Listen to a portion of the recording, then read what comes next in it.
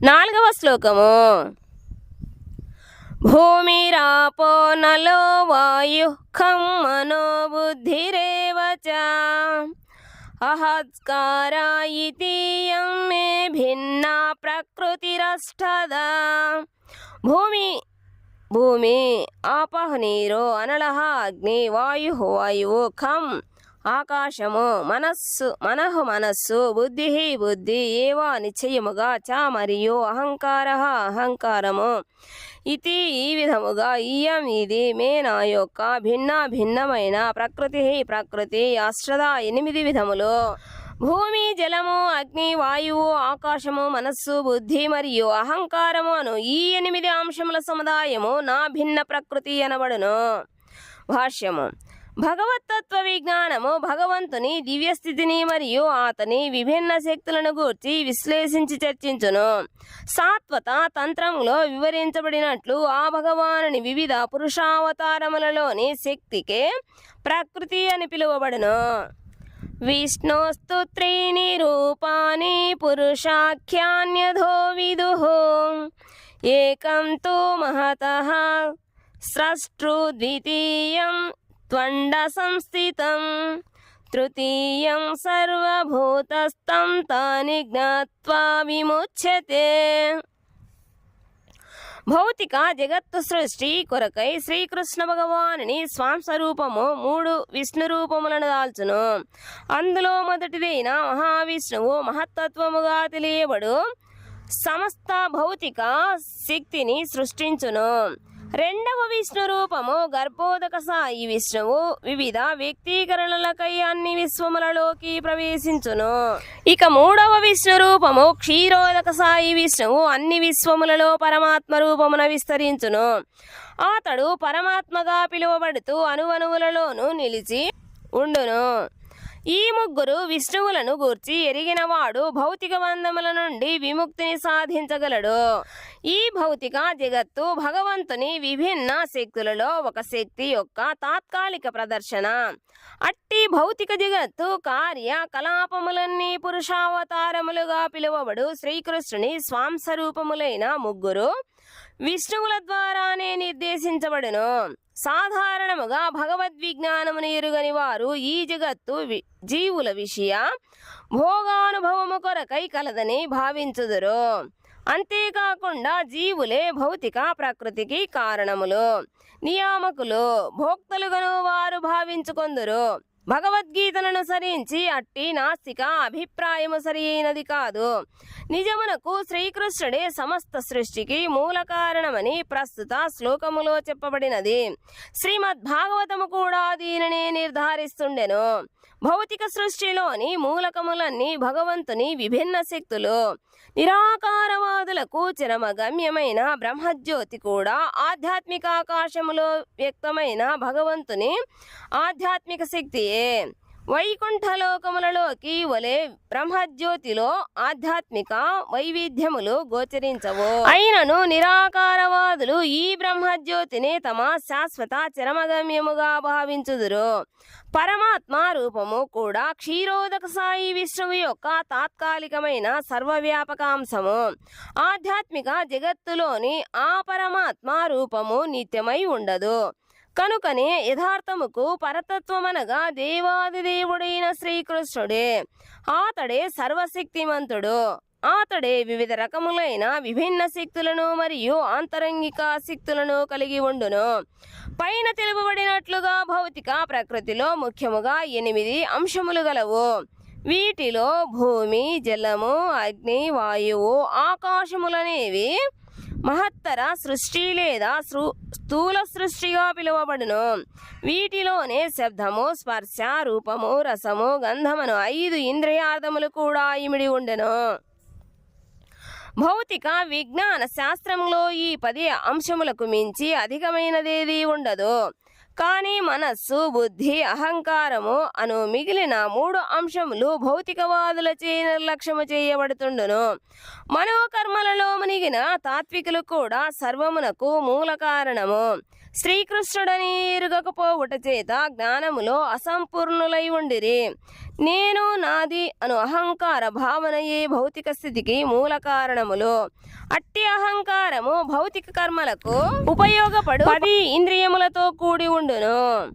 బుద్ధి అనేది మహత్తత్వము అనబడు సమస్త భౌతిక సృష్టిని సూచించును. కనుకనే భగవంతుని విభిన్నములైన ఈ అష్టశక్తుల నుండి భౌతిక జగత్తు యొక్క 24 అంశములు వ్యక్తమగును. ఇవి నాస్తికమైన సాంఖ్యతత్వముకు చర్చనీయాంశములు. నిజమునకు అవన్నీ కూడా మొదట శ్రీకృష్ణుని శక్తి నుండి ఉద్భవించి అతని నుండి విడిపోయి ఉండును.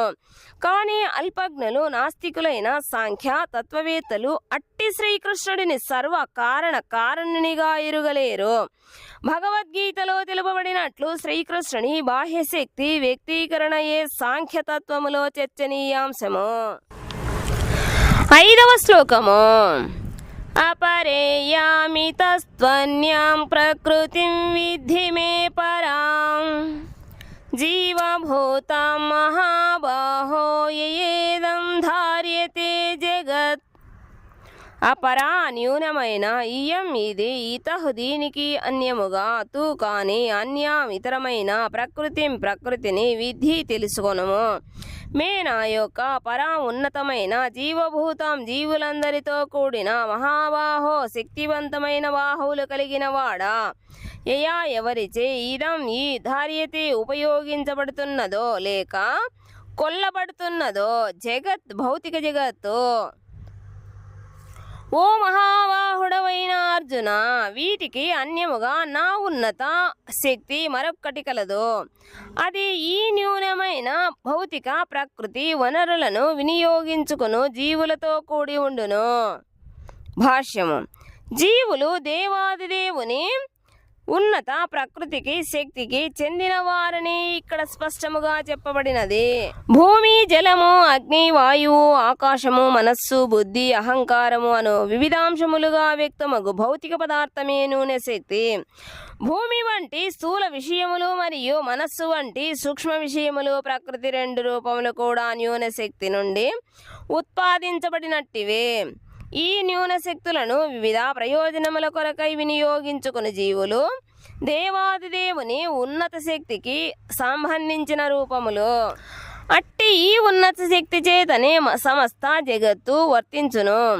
ఉన్నత శక్తికి చెందిన జీవుడు ప్రేరేపించనిదే భౌతిక జగత్తు నడవలేదు. శక్తులు సర్వదా శక్తిమంతుల చేతనే నియంత్రించబడుట చేత జీవులు ఎల్లప్పుడూ భగవంతునిచే నియంత్రించబడువారే.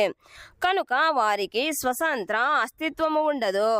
కొందరు అల్పజ్ఞులు భావించున్నట్లుగా వారెన్నడూనూ భగవంతునితో సమాన శక్తిమంతులు కాలేరు.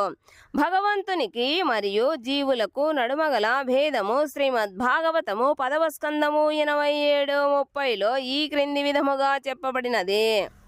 అపరిమిత ధ్రువాస్తనుభృతో యది సర్వగతాస్ తర్హి న స్యాస్యేతి నియమో ధ్రువానేతరథా అజనిచాయన్మయం తదా విముచ్ఛా నియంతృ భవేత్ సమామనుజానతాం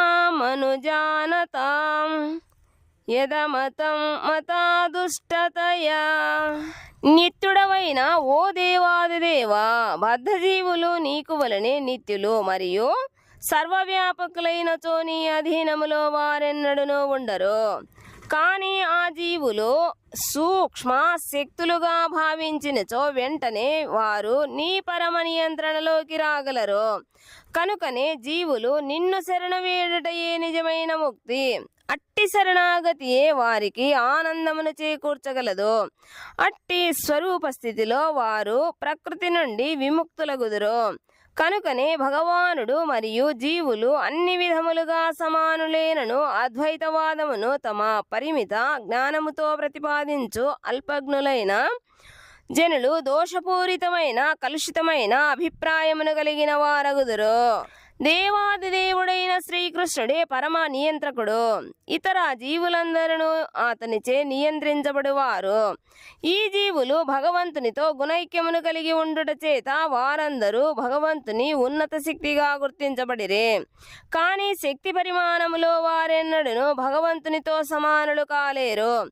స్థూలము సూక్ష్మము అయిన న్యూనశక్తిని భౌతిక పదార్థము వినియోగించుకున్నప్పుడు ఉన్నత శక్తికి చెందిన జీవుడు తన వాస్తవ ఆధ్యాత్మిక మనస్సును మరియు బుద్ధిని విస్మరించును. కానీ జీవునిపై భౌతిక శక్తి ప్రభావమే ఈ విస్మరణకు కారణము. కానీ జీవుడు భౌతిక మాయాశక్తి ప్రభావము నుండి బయటపడినప్పుడు ముక్తిని పొందగలడు. మాయాశక్తి కారణమున జీవుడు అహంకారముతో నేను భౌతిక దేహమును మరియు ఈ భౌతిక వస్తువులన్నీ నావి అనే భావనను కలిగి ఉండును. అన్ని విధములుగా భగవంతునితో సమానుడనను భావనతో పాటుగా సమస్త భౌతిక భావనల నుండి విముక్తుడైనప్పుడే జీవుడు తన నిజ స్వరూప స్థితిని గుర్తించును. అనగా శ్రీకృష్ణ భగవానుని వివిధ శక్తులలో జీవుడు ఒకడని. అట్టి జీవుడు భౌతిక సంపర్కము నుండి విడిపడినప్పుడు పరిపూర్ణ కృష్ణ చైతన్యమును ముక్తిని పొందునని గీత నిర్ధారిస్తున్నట్లుగా మనము సారాంశపరచవచ్చును.